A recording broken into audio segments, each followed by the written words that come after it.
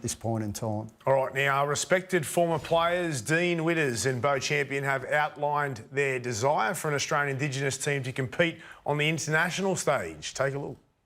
We don't have a platform for our Indigenous players to play at a higher representative level. And we saw last year at the World Cup, in the men's, Cody Walker, Latrell Mitchell, Josh Adokar. We need to find a platform for our players to perform at the highest level. I keep pushing the barrow of the Pacific Cup. I think that we should have a team in the Pacific Cup, men's and women's, that play. And I guarantee you we'll bring a lot of flavour, we'll bring a lot of challenges to those top teams in it. It will make it a better product because, as we see with that Pacific Cup, you've probably got 2, maybe 3 teams. You throw an Indigenous team into the mix there, I guarantee you it's going to create a 4th team that's going to be really competitive, if not win that. If they're performing at that level, then they maybe look and say, look how good they played in the Pacific Cup. We'll keep an eye on them for Origin or look to push them in that representative space. Kangaroos coach Mal Meninga has responded on calls for this Indigenous team. For me, there is no reason why we can't celebrate our history and our heritage, but at some stage we have got to make a decision, are we Australians first? That doesn't disrespect First Nations people because they play a really important part in our history, but also a really important part in our game. I've got an Australian South Sea Islander background, but all my cousins are First Nations peoples. But I take the view that we are Australians first. So obviously last night, these 2 Indigenous ex-players have come out and said there could be a possibility of having an Aboriginal team. Thoughts? I don't like it. I don't like it. I think Mal sums it up beautifully, particularly this last line, but I take the view that we're Australians first, and that's the way I look at it. I'd hate to see a time where we have an Indigenous side playing against an Australian side because they should all be under that one banner. The opportunity to showcase themselves obviously happens week to week in the NRL, and of course the All-Stars game, which is such a big concept, which has just grown in the game. So, yeah, I don't like it at all. Can't work, both. Can't work because what happens... the initial idea I find intriguing, right? So we've got this year the opportunity to do it because Australia's off to the UK, which means they're not part of the Pacific Championship. And you've got to have Samoa, Tonga, New Zealand, Indigenous. Interesting. I think you'd get some really good quality footy out of that. What does Latrell Mitchell do? Now, he's either going to be... He's in a no-win situation. If he picks the Indigenous side, he says, I don't want to play for Australia. Now he's un-Australian. He's going to get hammered.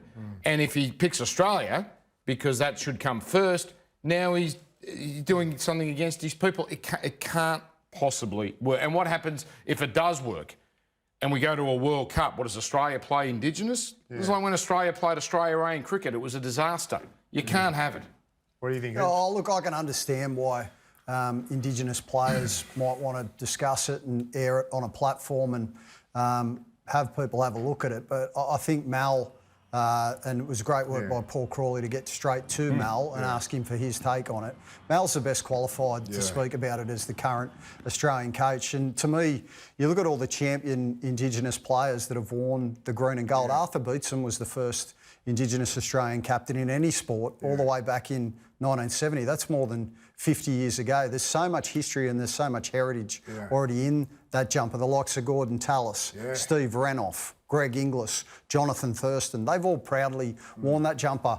I know firsthand how hard Mal Meninga works on celebrating not just Indigenous cultures, but all cultures, because everybody comes from different background inside the green and gold dressing room. And I know how hard Mal works in that space to make everybody feel welcome, united and together. So I think it's a tricky one. Yeah, I understand. I understand why those players would want to do that and represent their culture and their heritage, just like the Samoans and Fijians and everyone, right, at the moment.